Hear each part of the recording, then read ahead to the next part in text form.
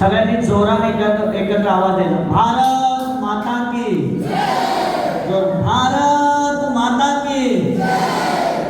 आजच्या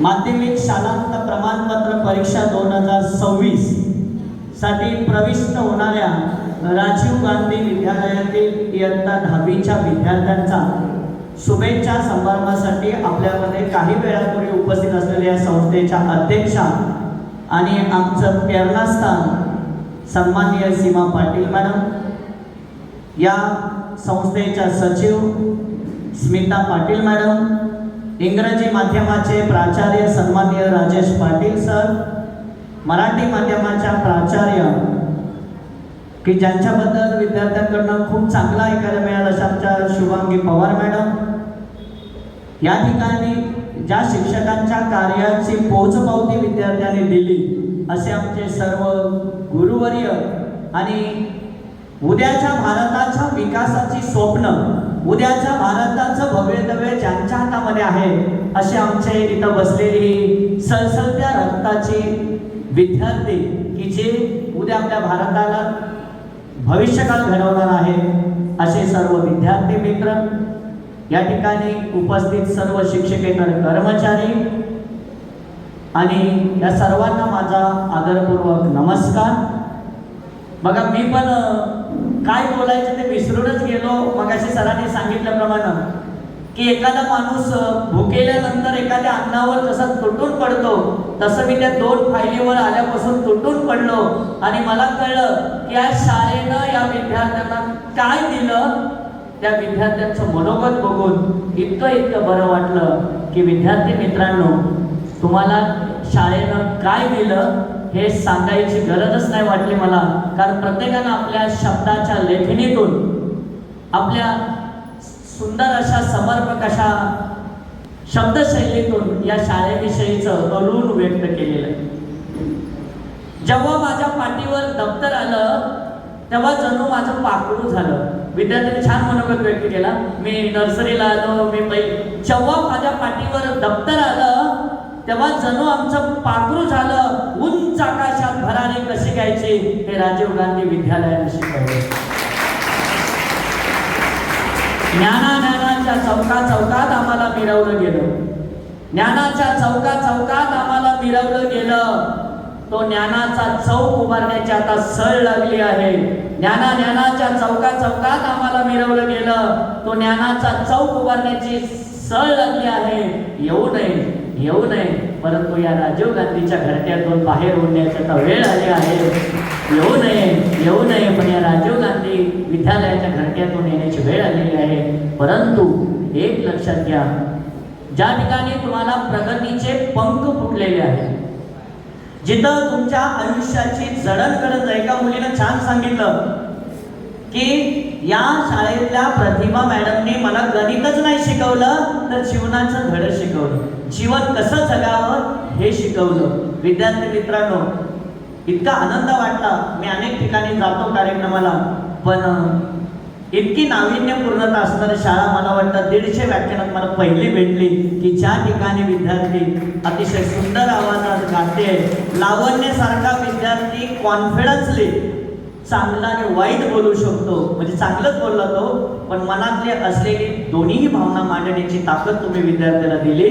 खरं बोलणारा विद्यार्थी तुम्ही घडवला। ही शाळेची पोचपावती आहे की या शाळेमध्ये आम्हाला जे काही अनुभव आले, या शाळेनं आम्हाला जे काही घडवलं ते इतकं माणूस म्हणून जगण्याची दीक्षा आम्हाला दिली, माणूस म्हणून जगण्याची शिदोरी आम्हाला दिली। आणि त्यामुळे तुम्ही 10वीचा निरोप समारंभ म्हणजे केवळ एका शैक्षणिक टप्प्याचा शेवट आहे, एक शैक्षणिक टप्पा आहे।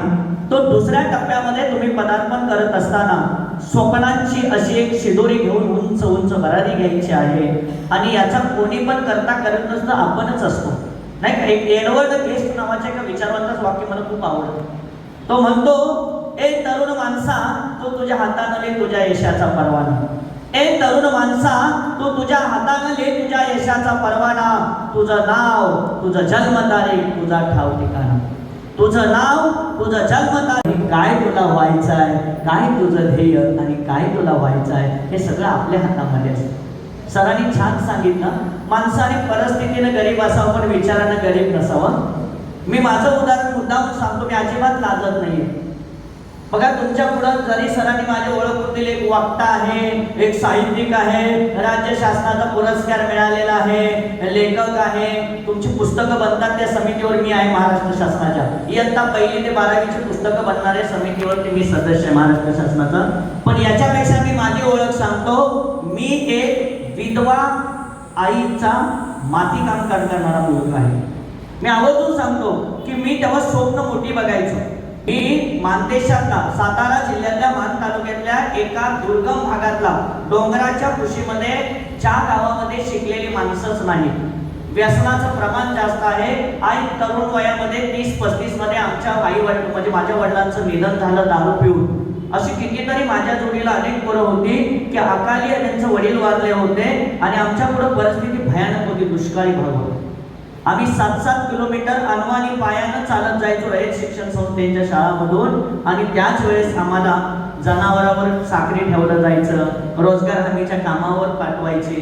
आणि मग आम्हाला तिथं विचारलं कुणी, तुम्ही काय होणार, तर आम्ही सांगायचो आम्ही नोकरी करणार. तेव्हा माणसं हसायची.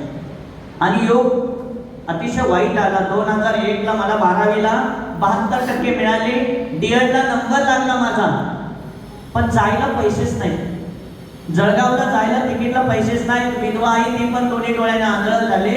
आणि बाळांनो, मी कॉलेज सोडून देऊन आमची जी मुकादम घाटी लोक काम करतात त्यांच्या जोडीला हाफ पॅन्टवर, फाटलेल्या शर्टवर एका वायरच्या पिशवीत वसईमध्ये आलो. 13 वर्ष उघड्यावर राहिलो खचरा. कधी आदिवासी माणसाच्या जोडीला भात कापला, कधी मला सांगायला अभिमान वाटतो की मी संत गोन्सालो गार्शिया महाविद्यालयात ज्या कॉलेजमध्ये प्रवेश घेतला, कॉलेज सोडून दिलं होतं.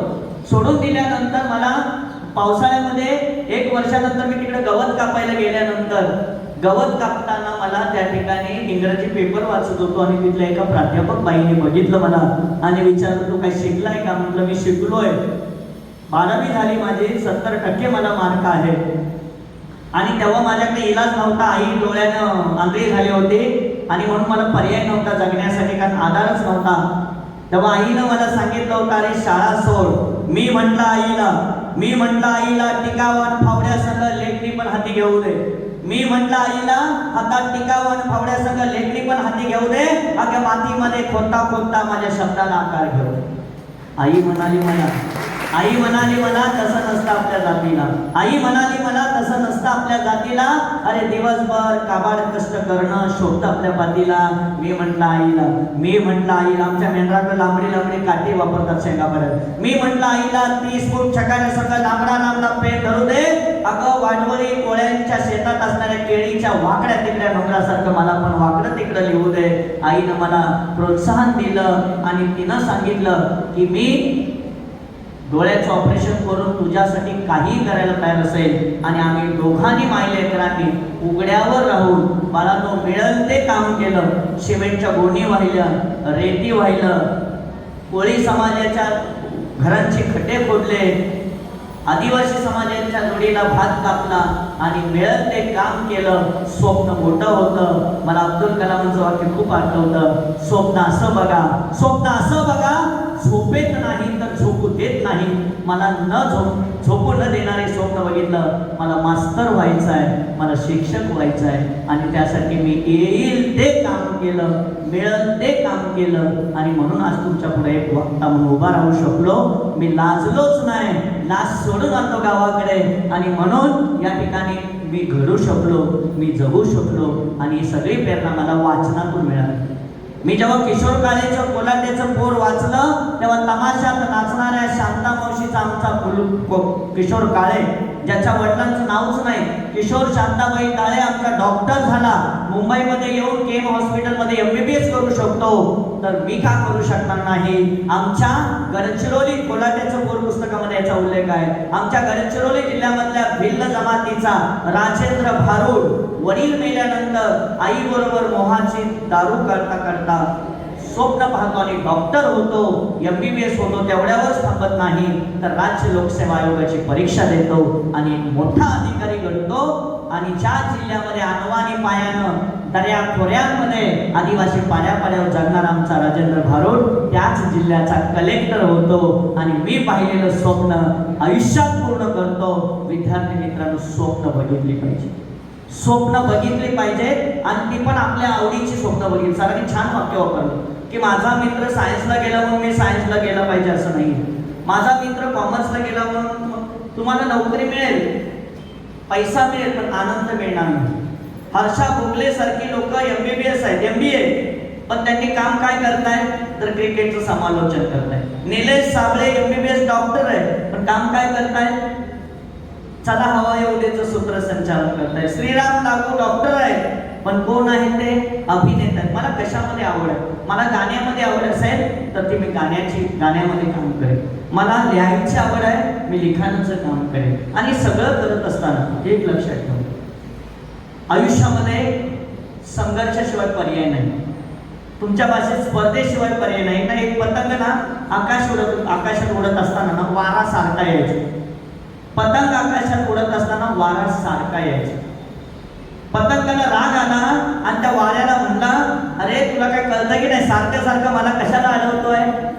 तेव्हा तो वारा म्हणला पतंगाला, अरे मी अडवतोय म्हणून तू उंच उडतोय ना, मी जर तुला अडवलंच नाही तर तू उंच उडणार नाही. परिस्थिती माणसाला अडवत असते, पण त्या परिस्थितीवर मात करता आली पाहिजे.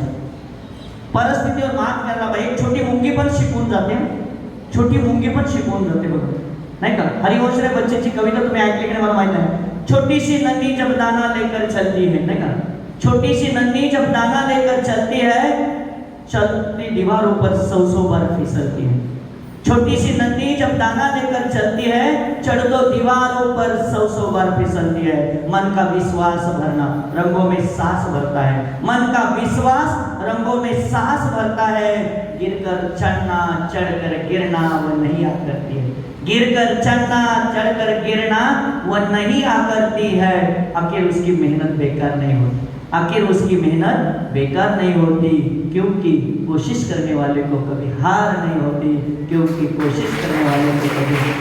माझ्या जीवनात हारच झाली नाही, कारण मी उठल्यापासून सकारात्मक विचारानं जगतो. माझं नॅरेटिव्ह काढून टाकलेलं आहे. आज पण मी एक विद्यार्थी म्हणून तुमच्या पुढं विद्यार्थी म्हणून पण मी आजही शिकतोय. मी MA MAd PhD सेट मराठीत झालं तरी पुन्हा एकदा मराठीत काय चव आहे हे बघण्यासाठी पुन्हा एकदा MA ची सेकंड इयरची 3rd सेमिस्टर देतोय. मला मजा वाटते. माणूस हा अभ्यास असावा, माणूस हा विवेकशील असावा. तुम्हाला मिळालेल्या ज्ञानाचं तुम्हाला विवेकामध्ये रूपांतर करता आलं पाहिजे. आणि सगळं करत असताना पुन्हा सांगतोय, आमच्या गावाकडं म्हण आहे, टाक्याचं घाव सोसल्याशिवाय देव पण येत नाही. एक छान गोष्ट सांगतो, ऐका बघा. एक गाव होतं ना, एक गाव. आता जसं तुमच्याकडे एक मंदिर बांधले ना, असं त्या गावामध्ये एक मंदिर बांधलं देवाचं. मग आता त्यांना सगळ्यांना त्या मंडळाच्या कार्यकर्त्याला प्रश्न पडला, आता मूर्ती कुठून तयार करायची. एकानं सांगितलं की असं दूरवर जंगलामध्ये एक आदिवासी पाडा आहे आणि तिथे एक छान मूर्ती करायची, पण तुम्हाला ना खूप अशा अडचणीतून जावं लागेल, रस्ता नाही, खूप डोंगर. आता ह्यांना तर मूर्ती पाहिजे. हे म्हणले जाऊ आम्ही. मग दमछाकून डोंगरातनं दरीतनं चालत चालत चालत चालत ते तिथं पोचले. तिथं आपलं एक म्हातारा असं पांढरे केस, दाढी वाढलेली, साध्या कपड्यातला बसलेला. त्याला बरं वाटलं काहीतरी आपल्याला काम आलं म्हणून. आणि त्याला विचारलं, काका तुम्ही मूर्ती बनवतील का. त्यांनाही खूप दिवस काम नव्हतं, ते एकदम खुश झाले. बनवतो. कधी पाहिजे तुम्हाला. 1 महिन्यानं द्या म्हणे, पण मूर्ती बनवतो. मग काकाने लगेच काय केलं, त्यांची बैलगाडी झोपली आणि डोंगरात गेले आणि 2 मोठ्याशा दगडाच्या शिळा घेऊन आले.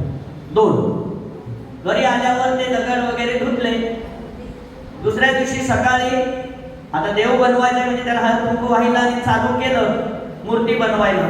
शनी आणि हातोड्याने सुरुवात केलतात. पहिल्या दगडातनं आवाज आला, अरे मारू नकोस, लागतंय. त्याला वाटतं काहीतरी असेल, पुन्हा मारलं, पुन्हा तोच आवाज आला. तिसऱ्यांदा पण त्या काकाने काय केलं, दगडावर मारलं शनीने, आवाज आला, मारू नको ना, खूप लागतंय. बघा, काकाला राग आला.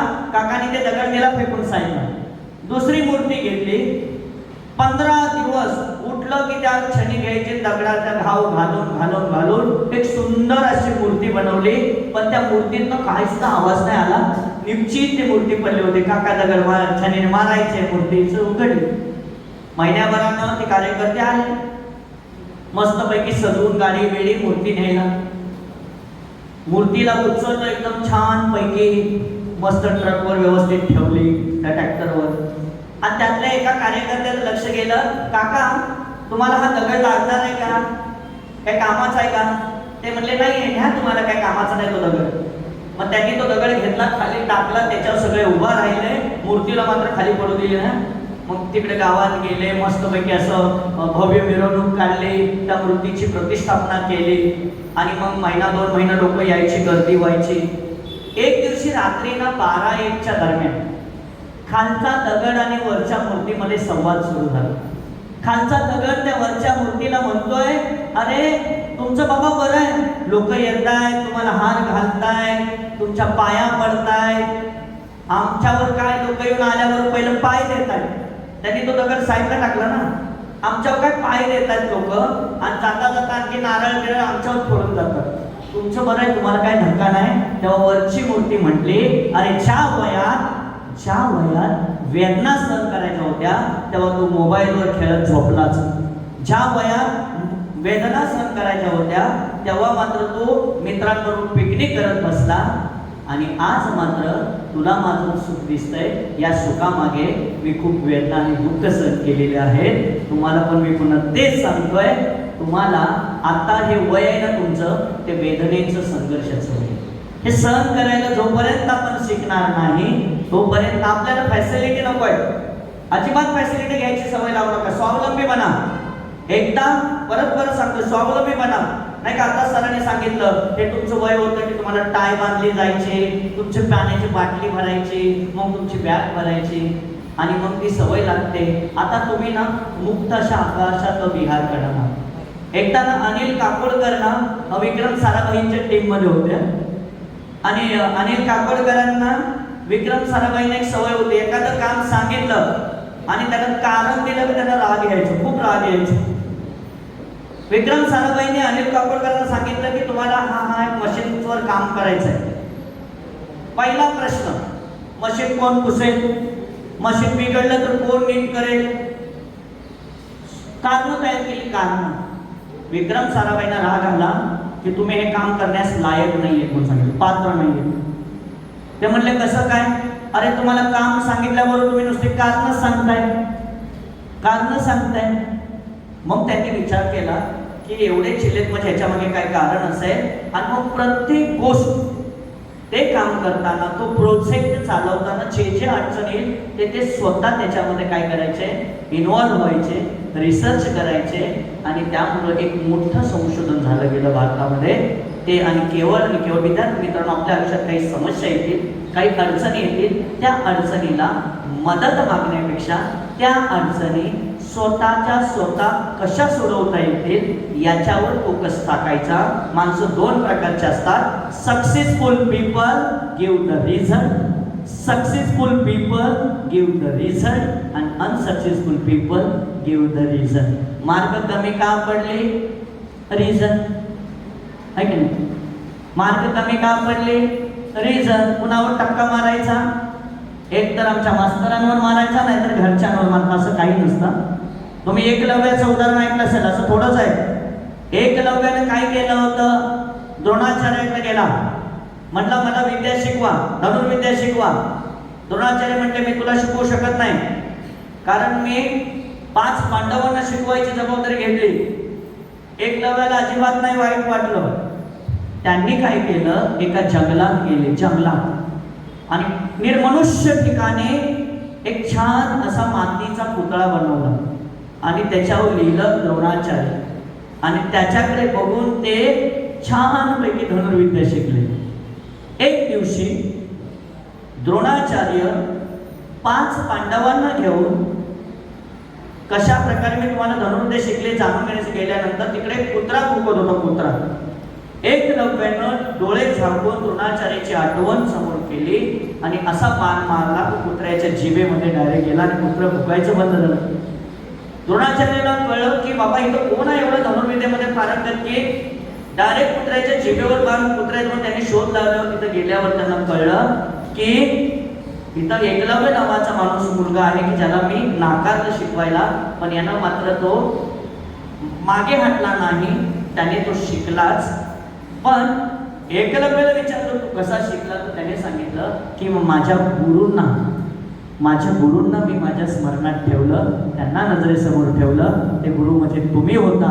तुम्ही शरीरानं नसताल, पण मनानं आणि हृदयानं तुम्ही माझ्यामध्ये होता, म्हणून मी एवढी चांगली विद्या शिकलो. पेपर लिहिताना एक लक्षात ठेवा, तुम्हाला ज्यांनी गणित शिकवले, ज्यांनी मराठी शिकवलं, त्यांना आपल्या हृदयात ठेवा. पेपर लिहिताना ते आपोआप आठवणार आहे की Pratibha Patil madam hypotenuse square is 1 side square plus 2 side square काय शिकवतायत, किंवा आमच्या गणिताच्या मॅडम असतील त्या समचलन व्यस्तचलन काय शिकवतायत, आम्हाला न्यूलँडच्या अष्टकं कशी आहेत, आम्हाला हेनरी मॉसलेची थेरी काय आहे. हे शिक्षक बघा, शेवटपर्यंत मला पण वाटायचा अभ्यास नाही झाला, असं काही नसतं. शेवटपर्यंत पेपरला जाईपर्यंत वाटतं अभ्यास नाही झाला, असं काही नसतं. मी पुन्हा सांगतोय, एकलव्यानं द्रोणाचार्य नजरेसमोर ठेवला, तुम्ही तुमचे शिक्षक नजरेसमोर ठेवा, तुम्हाला नक्कीच पेपर सोपा गेल्याशिवाय राहणार नाहीये. मी तेच सांगतो पुन्हा पुन्हा की तुमच्यामध्ये ही जिद्द असली पाहिजे. आणि त्याच जोडीला तुमच्याकडं सरांनी एक छान वाक्य वापरलं की मला काय व्हायचं. तुमचं ध्येय निश्चित पाहिजे, एम्स निश्चित पाहिजे. माहिती का, पुन्हा एकदा मी तिकडेच येतोय की द्रोणाचार्य आणि पांडवाच्या कथेकडे जातो मी, की द्रोणाचार्यानं 5 पांडवांना, भीम, नकुल, सहदेव, अर्जुन, हे 5 जण होते. युधिष्ठिर 5 जणांना शिकवल्यानंतर माझी शिकवलेलं की कुणाला चांगलं कळलं हे जाणून घेण्यासाठी पुन्हा जंगलात गेले आणि प्रत्येकाला विचारलं की आता तुम्हाला धनुर्विद्यात शिकवलंय ना, मग तुम्हाला प्रत्येकाला तुला काय दिसतंय. एकाने सांगितलं मला आकाश दिसतंय, दुसऱ्याला विचारलं तुला काय दिसतंय, तो सांगतो मला जंगल दिसतंय, तिसऱ्याला तुला काय दिसतंय, मला झाड दिसतंय, चौथ्याला तुला काय दिसतंय, फांदी आणि पानं दिसतंय, अर्जुनाला विचारलं तुला काय दिसतंय, पक्षाचा डोळा दिसतोय. पक्षाचा डोळा म्हणजे ध्येय दिसतंय. माझ्या पुढे ध्येय निश्चित पाहिजे. एखादा दिशाहीन प्रवाशासारखं ध्येय निश्चित नसणारा माणूस आयुष्यात गडबडतो. आणि म्हणून एक आत्मविश्वासपूर्वक तुम्ही तुमच्या ध्येयाची निवड करा. आणि सगळं करत असताना पुन्हा पुन्हा सांगतोय, अभ्यासाशिवाय पर्याय नाही. तुकाराम महाराजांचं छान वाक्य आहे, असाध्य ते साध्य करिता सायास कारण अभ्यास तुका म्हणे. तुम्हाला कुठलीही गोष्ट जर यशस्वी व्हायची असेल तर अभ्यास करावाच लागेल, अन्यथा त्याला पर्यायच नाहीये. आपण काय करतोय बघा, कालच्या एका मठामध्ये छान चिंतनात्मक लेख आलाय, तुम्ही कधीतरी वाचा शिक्षकांनी पण. त्याच्यामध्ये इतकं छान लिहिलेलं आहे की अलीकडं आमच्या मुलांना अभ्यास केलेला लक्षात न राहण्याचं सर्वात मोठं कारण मोबाईल आहे. मोबाईलच्या स्क्रीनवर जितका वेळ तुम्ही गुंतलेला असाल तितकी तुमची स्मरणशक्ती लॉस गेलेली असेल. केवळ अभ्यासावरच नाही तर तुमच्या आरोग्यावर किंबहुना तुमच्या वैयक्तिक आयुष्यावरही परिणाम होऊ शकतो. तुम्ही म्हणतील वैयक्तिक आयुष्यावर कसं? पुन्हा एक गमतीचा भाग म्हणून सांगतोय, तुम्ही ह्यातनं काय चांगलं घेतील ते बघा.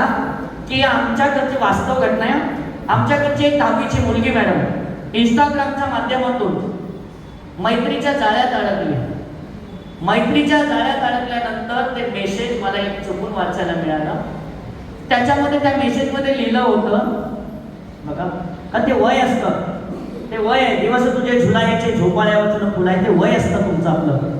पण तिनं काय केलं, त्याच्यात ते अडकत गेले आणि त्याने ते लिहिलं, काय लिहिलं बघा, मजेचा भाग काढून टाका त्यातनं. त्याने लिहिलं होतं की तुझ्या माझ्या प्रेमात जर डोंगर आला तर मी भुई सपाट करेन. आणखी लिहिलं, तुझ्या माझ्या प्रेमात जर भिंत आली तर मी चीनची भिंत असली तर सुद्धा तोडून टाकेल. अरे मी म्हणलं एवढा टपकार माझ्या महाराष्ट्रात कोण दिसला नाही, म्हणून मी शोधायला गेलो. शोधायला गेल्यानंतर तो कुठला निघाला मुलगा, कोल्हापूरचा. बघा, पोरगी कुठली, वसईची. पोरगा कुठला निघाला, कोल्हापूरचा. इंस्टाग्रामचं कनेक्शन. आणि मग मी म्हटलं चला आता एवढा मोठा माणूस जर भिंत चिंची पाडतोय तर आमच्या सैनिकाचं काय गरज आहे, तुलाच घेऊन उभा करू तिकडं. आणि मग गेल्यावर कळलं तर त्या 8वी नापास, गावठी तंबाखू गुटखा खाणारा आणि टांग्यांवाला. आणि त्याला विचारलं हे सगळं तू कसं काय करू शकतो, तर तो म्हणतो माझ्याकडे JCB आणि ट्रॅक्टर. आता बघा, आणि पोरीला वाटलं एवढा मोठा करता म्हणजे फसतो. हे फसवणूक आहे. हे उदाहरण फसवणूक कशी होते. त्यामुळं आपण सगळ्यांनी इतकं जबाबदारीनं, कारण तुमची माणसाने किती मोठं व्हावं ना, मी लोकांना आवर्जून सांगतो, माणसाने किती मोठं व्हावं तर डॉक्टर बाबासाहेब आंबेडकरांनी इतकं मोठं व्हावं. याचं बघा, पुन्हा सांगतो मी, बराक ओबामा अमेरिकेचे माजी राष्ट्राध्यक्ष जेव्हा भारत भेटीवर आले तेव्हा मुंबईमध्ये आल्यानंतर त्यांना कळलं की आंबेडकर या ठिकाणी राहत होते. डॉक्टर बाबासाहेब आंबेडकर या ठिकाणी ग्रंथालय होतं आणि ते एवढे म्हणजे काय म्हणतात, भुकेल्यासारखं कुठे हे आहे कुठे एवढे भारावून गेले. आणि मग त्यांनी काय केलं, अमेरिकेत गेल्यानंतर केम्ब्रिज विद्यापीठाच्या पुढं डॉक्टर बाबासाहेब आंबेडकरांचा एक भव्य दिव्य पुतळा बांधला आणि त्याच्यावर लिहिलं नॉलेज ऑफ सिम्बॉल. काय लिहिलं? Knowledge of symbol. ज्या विद्यापीठामध्ये डॉक्टर बाबासाहेब आंबेडकर शिकले, ज्यांनी जिता अर्थशास्त्राची PhD मिळवली, त्याच विद्यापीठाच्या प्रवेशद्वारावर नॉलेज ऑफ सिम्बॉल भव्य दिव्य असं स्टॅच्यू पुतळा उभारला.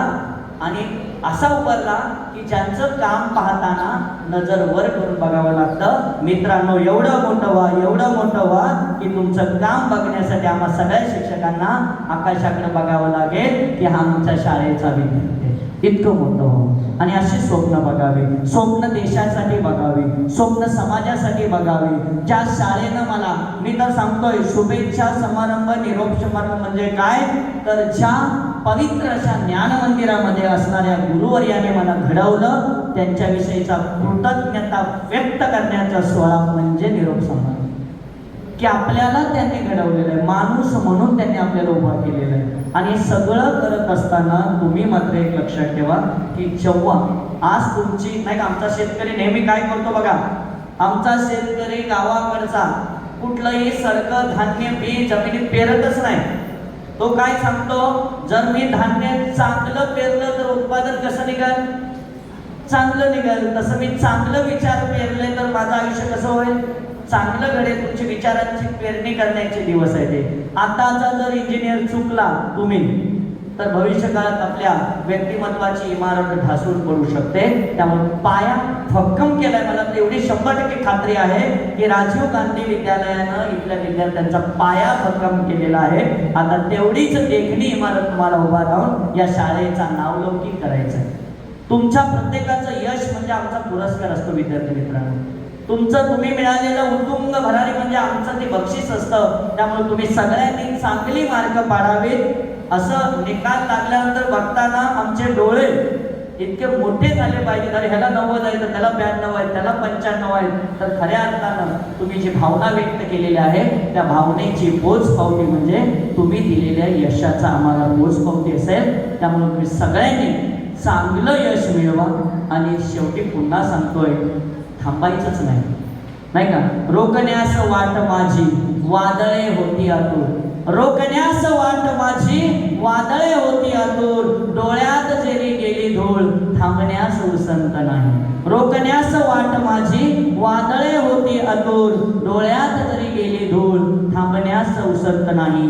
येईल तुफान, येईल वादळ, खेटेल तुफान, येईल वादळ, खेटेल तुफान, तरी अडथळ्यांना अडखळून थांबणं माझ्या तरी पावलांना पसंत नाही, थांबणं पसंत नाही. असं आपण सुरेश भटांच्या कवितेच्या माध्यमातून थांबू नका. अपयश येणार आहे. तुम्ही न्यूटनला पहा, तुम्ही गांधीजींना पहा, तुम्ही अब्दुल कलामांना पहा. अब्दुल कलाम एरोनॉटिकल इंजिनियरला किती वेळा अपयश आलं. तुम्ही जेव्हा अग्निपंख वाचतील ना, तेव्हा एका रामेश्वरमचा मच्छीमारांचा मुलगा कितीतरी वेळा अपयशानं ते मागे हटले नाही, नाही का.